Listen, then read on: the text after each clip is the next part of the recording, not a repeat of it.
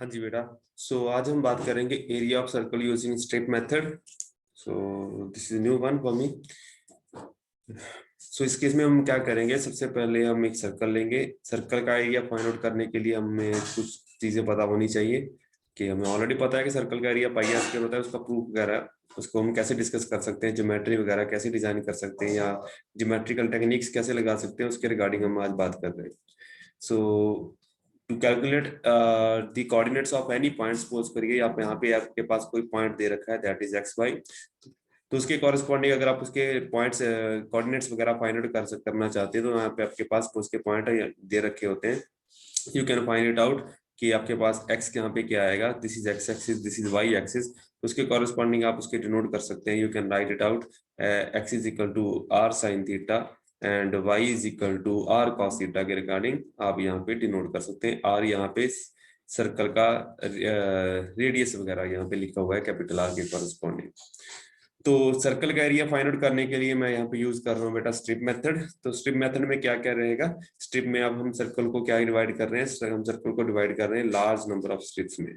तो यहाँ पे आपने देख सकते हैं कि सर्कल को हम लार्ज नंबर ऑफ स्ट्रिप्स में डिवाइड कर रहे हैं। तो सर्कल की स्ट्रिप को हम यूज करेंगे यहाँ पे। स्ट्रिप के कॉरेस्पॉन्डिंग हमें पता है कि ये वाली स्ट्रिप मैं एलिमेंट्री स्ट्रिप यहाँ पे चूज कर रहा हूँ।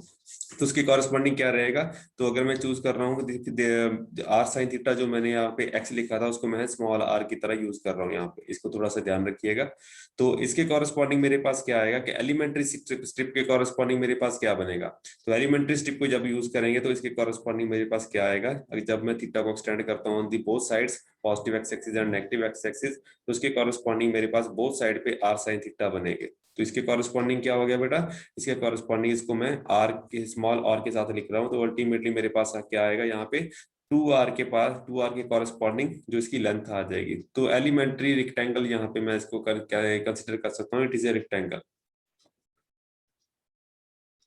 एलिमेंट्री रेक्टेंगल का मैंने एरिया फाइंड आउट करना है, वहां से मैं सर्कल का एरिया फाइंड आउट कर सकता हूँ। तो रेक्टेंगल का एरिया मुझे पता होता है कि लेंथ इनटू ब्रेड्थ होता है, सिंपल फॉर्मूला है।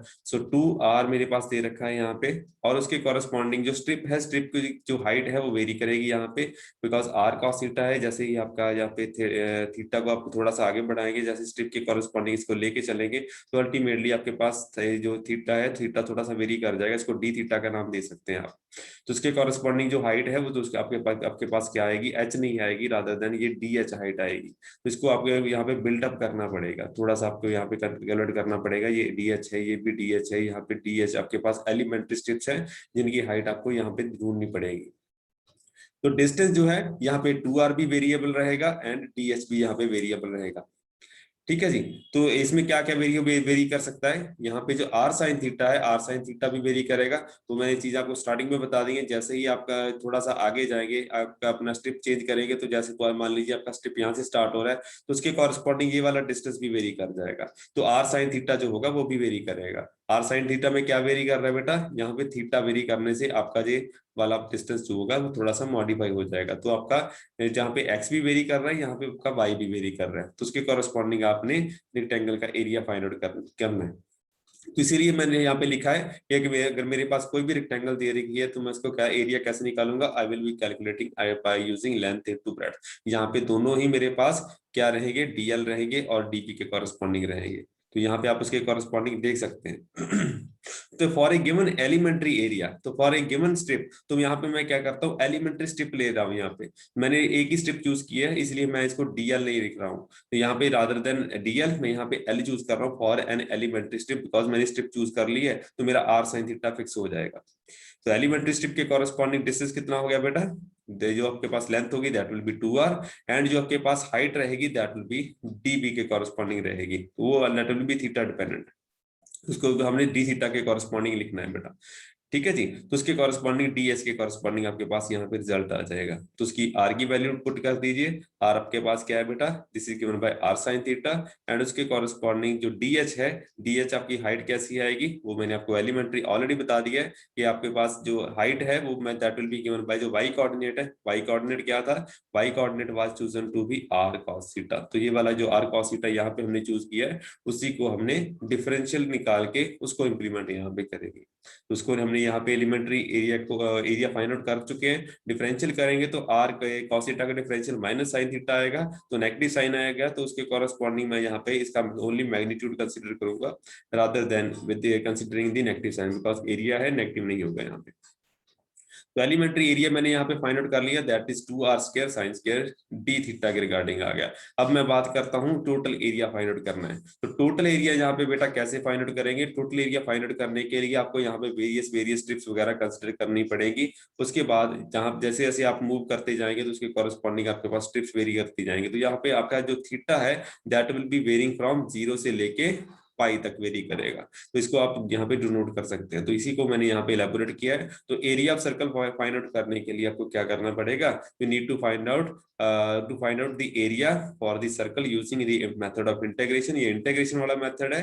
तो 0 से लेके पाई तक हम इसको इंटीग्रेट कर देंगे तो हमारे पास area of circle pi are square के बराबर आ जाना चाहिए। So it will be equal to, इसको मैंने थोड़ा सा मैथमेटिक्स सॉल्व कर रखा है। आर जो रेडियस ऑफ सर्कल है वो कांस्टेंट है, 2 भी कांस्टेंट है, उसके कॉरस्पॉन्डिंग 2r स्क्वायर आपके पास एज सच बाहर आ जाएगा। Sine square theta into D theta जो है उसका जब आप इंटीग्रेशन करेंगे फ्रॉम 0 टू पाई तो अल्टीमेटली आपके पास यहाँ पे रिजल्ट आ जाना चाहिए। साइन स्क्वायर थीटा का इंटीग्रेशन आप डायरेक्टली नहीं कर सकते, बिकॉज आपके पास क्या होगा, cos 2 थीटा के corresponding 1 minus 2 sine square theta आपके पास एक फॉर्मूला दे रखा होता है, वहां से मैंने इसको यूज किया हुआ है कि साइन स्क्वायर थीटा जो है that will turn out to be 1 minus cos 2 theta divided by 2 के कॉरस्पॉन्डिंग ये वाला रिजल्ट मैंने इंप्लीमेंट किया है।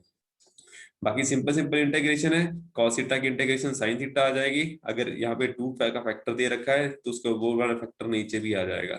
तो उसके बाद लिमिट्स वगैरह पुट करनी है तो आपके पास फाइनली आपके पास जो रिजल्ट है वो area is equal to pi are square के रिगार्डिंग आ जाएगा। यहाँ पे मैंने रिजल्ट कौन सा यूज किया है, sine of n pi is equal to 0। ये वाला रिजल्ट भी काफी यूजफुल होता है, इसको आप याद रिमेंबर रख सकते हैं। तो चाहे साइन ऑफ 0 है, साइन ऑफ पाई है, साइन ऑफ 2 पाई है, सारे के सारे रिजल्ट 0 रहेंगे। तो इसको आप कैसे रिमेंबर रख सकते हैं, बिकॉज साइन फंक्शन जो होता है पीरियोडिक होता है, इसको आप ऐसे भी रिमेंबर रख सकते हैं। 0 ऐसे पाई हो गया, उसके बाद 2 पाई 3 पाई सारे के सारे फंक्शन यहाँ पे 0 के कॉरस्पॉन्ड करेंगे। कॉरस्पॉन्डिंग जो cos ऑफ n पाई रहेगा उसका जो फॉर्मूला होता है that is minus 1 raise to power n के कॉरस्पॉन्डिंग आता है। तो उसके कॉरस्पॉन्डिंग आप उसको डिनोट कर सकते हैं बेटा। So that's all for the case of a circle. Next time I will come with another video. Thank you very much. See you next time.